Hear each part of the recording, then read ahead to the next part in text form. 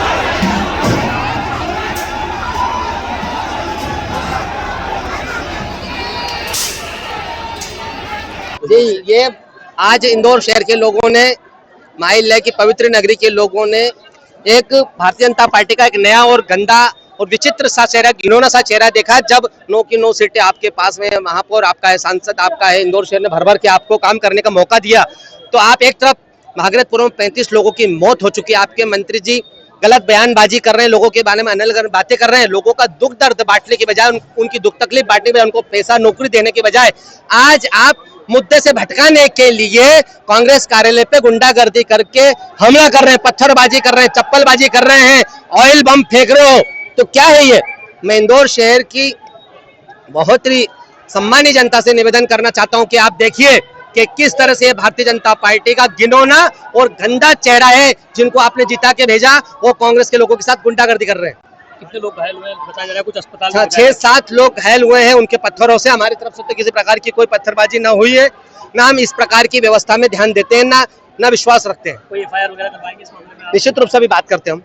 AI के विषय में जो भारत के लिए इन्होंने, कांग्रेस वाली हमेशा विपरीत चलते हैं और देश के लिए इतना गंदा बोलते हैं और टी शर्ट उतार के, वैसे ही नंगे तो है ही है, कांग्रेसी नंगे हैं, पर यहाँ पे पुंगे बन के आगे जो, तो ऐसे कांग्रेसियों को एक सबक भी सिखाना चाहिए। और ये क्या जता रहे हैं कांग्रेसी, देश को क्या करना चाहते हैं? कांग्रेसियों ने जो भी ये कल किया है, राष्ट्रीय कार्यकर्ताओं के बीच में आके, बड़े बड़े जो दिग्गज लोग थे वहां पर दिल्ली में आकर इन्होंने जो ये नंगाई दिखाई है, इसके खिलाफ हम पूरा भारतीय जनता पार्टी यहाँ पर इनको बताएंगे कि एआई में जो आपने किया है और देश को बदनाम करने की कोशिश कर रहे हैं, ऐसे कांग्रेसियों को हम सबक सिखाएंगे। यहाँ पे बेसिकली ये है कि दोनों बैरिकेडिंग की गई थी और लगभग सफिशिएंट गैप था दोनों बैरिकेडिंग में।